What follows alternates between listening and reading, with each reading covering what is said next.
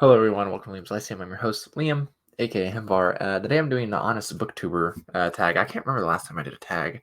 I thought I would be doing the history tag that my brother tagged me in a few months ago. Haven't gotten around to doing that. Sorry, Shannon. Uh, but I don't do tags very often. But I did get tagged by Amanda. As of recording this, it was about 10 days ago. This will come out probably, like a week and a half after I record this. But I do apologize about my hair. I also don't care. My hair is a mess. I have gotten a hate comment for my hair before, actually. But anyways, I thought I'd go over these videos because I just watched, actually not that long ago, Amanda's from Strange Mentality Paper, her video for this, and then I watched Britain's from Enoki Dude, and then I watched Raph's from Raph Blue Tax, of course. And I was like, hey, I should record it now because I have the time, actually, into my work week, and everyone is either asleep or out of the house right now. So the question number one: have you ever lied about reading a book? Kind of like Amanda and Raph said. I don't remember if Britt mentioned this, but only for school. Only I love reading, but you cannot force me to read a book. It just won't happen. I guess that's a mood reading thing. Maybe I'm not sure. But yeah, many books for school that I really just didn't enjoy. But so not really lied about them so much. But and normally it wouldn't just be I didn't read them at all. It'd normally be I didn't read all of it, if that makes sense. So not much to say there, I feel like. And then question number two: have you ever avoided a book because of controversy surrounding author and/or content? Yes and no. Kind of like Raph, I've kind of avoided Orson Scott Card in recent years because of his controversial, not really controversial actually, I feel like, but kind of like Raph mentioned too, but because of his issues. But I read one recently actually because my wife and sister-in-law we wanted to do a buddy read, and that was the book that my sister-in-law picked, and I was like, whatever, sure. So, but normally him. But the big one that comes to mind actually is Marion Zimmer Bradley, which Britton actually mentioned. I've read a few of her books. I've read like three, I guess. It depends on how you count it. And I also read her story in Thieves World. And my problem, I knew the problems with her before I read anything by her, so that didn't keep me away. My problem was that I knew those problems, and then when I read her books, they just creeped the crap out of me because I knew of her problems, right? I'd be like the 15-year-old girl in like Waterfall Story or whatever, one of her dark over short stories, who is like I don't understand. Like it just it happens in the Thieves World story, creepy. Happens in that Waterfall story, super creepy. So just the way that stuff that I know is her problem comes through in her stories, and it just makes me nauseous. I cannot. I haven't read anything by her for a while. I did read one while I have had this channel up. But man, I honestly don't think I'll probably ever read anything else by her again because I just it makes me queasy. So and I have not read Miss Babylon. That has been. It's all been dark over stuff and that one Thieves World story. So, have you ever been sent a book for free and not disclosed that? This is actually one that I feel like my answer is a little different compared to most people's. Yeah, I actually have. Like I'll review it, and I often don't in my review will mention that I got it for free. I tend to not care. I'll mention it if I get it, like in my weekly updates. My weekly update's a book haul. If I happen to get a book, I'll mention my weekly update and I'll mention it there. But when I finally review a book, I will mention that I got a book for free or whatever. And sometimes it's from a friend, like I'm reading Empire of the Vampire right now. And my friend sent that to me. But normally I think this idea comes from when an author or like a publisher sends you a book, right? Well, I mean, like Empire of Exiles, my review is not changed because I got that book from the publisher, right? Or my review for the Viking Gale Saga did not change because I got that from the author of the book. I don't care, right? Like I'm only going to read something that I want to read anyways. Even if my interest, varies, right? I'm not always super interested in something, but I'm at least somewhat interested. Otherwise, I just won't get the book. I don't have to say yes every time someone asks me, if I could read their book or whatever. And I also tell them there's a chance I'm not going to review your book either. In fact, there's a chance I'll read your book and not care enough to even review it. That's only happened once where I got a book. It was from the publisher in this case. It was like Archive Undying or something like that. I didn't even finish that thing. That was so bland. And I didn't review it either, even though I had like a very long review written out for the stuff I had read. So yeah, I often don't share, I guess. I don't know. I'm trying to think of any other like author books. Yeah, I don't think whether it was free or not changes my opinion on things. I feel like some people are afraid of like the integrity of that. And if you are, then I'm sorry. You can let me know. But to me, I really don't care. That's not what I'm here for. I'm not here to give people some gas because they gave me a book for free. Um, I often don't hate on books in general, anyways. But I am also generally pretty honest if a book doesn't work for me.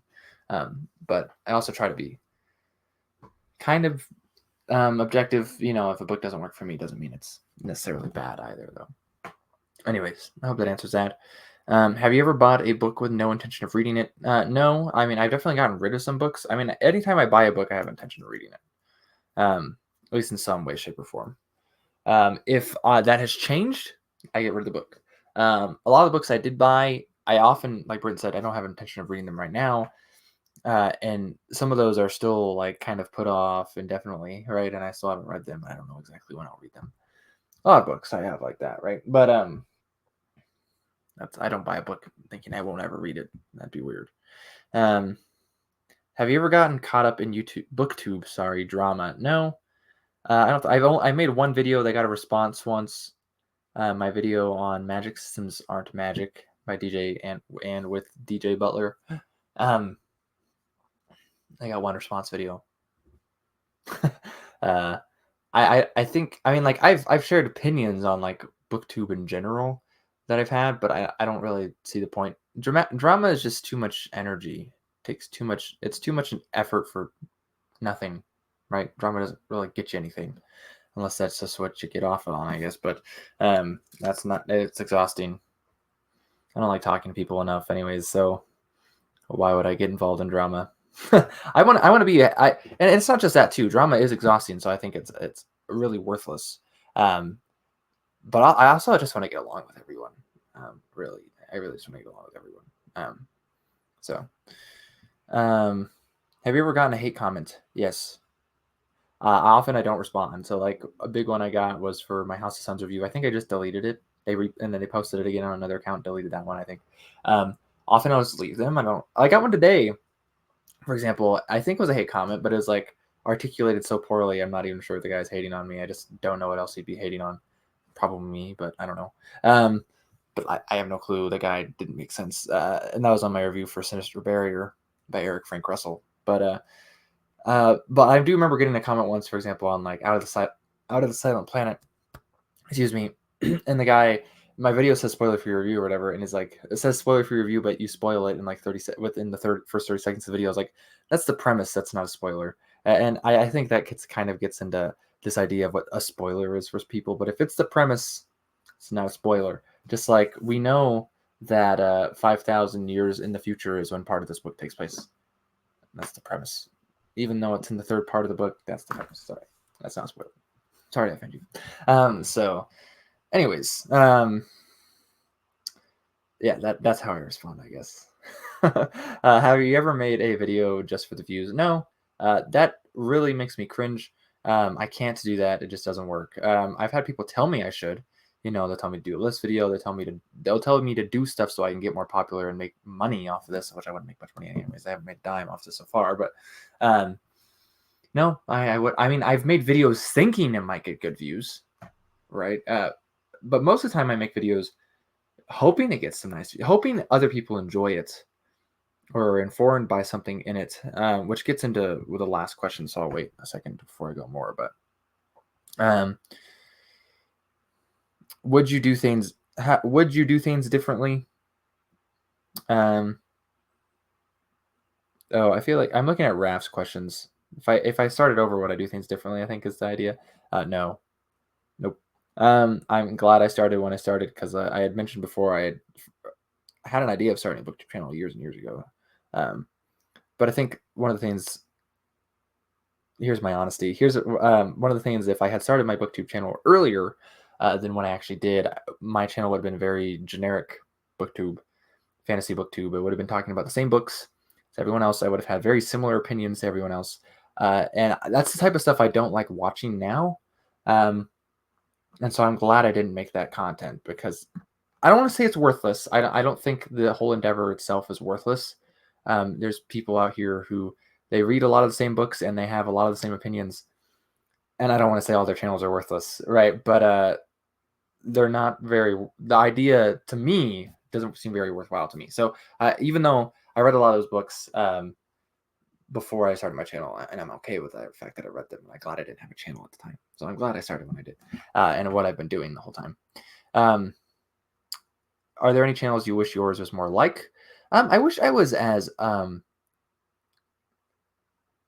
I can't even think of the word, right? Which is the funny thing. I wish I could articulate myself as well as Raph. I definitely have like no philosophical schooling really at all. I have a hard time reading philosophical texts.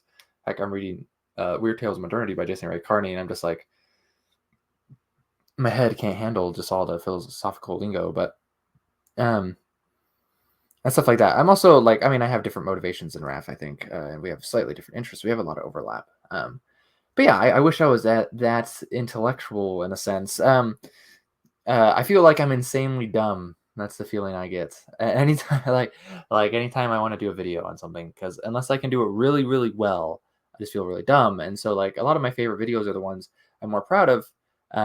So this kind of gets into question 10, which is, what is something you love about your channel? And that is the variety I've done. Kind of like Britton mentioned, the variety of books I read, but also like some of my favorite videos are like really not like most of my other videos. So like my intro to philology video, you guys don't come for philology. Who comes to my channel for philology? If you're in the chat and you come to my channel for philology, then let me know. But that's one of my favorite videos is my intro to philology video, right? Or the one I did a month ago, the Angevin liminality video, right?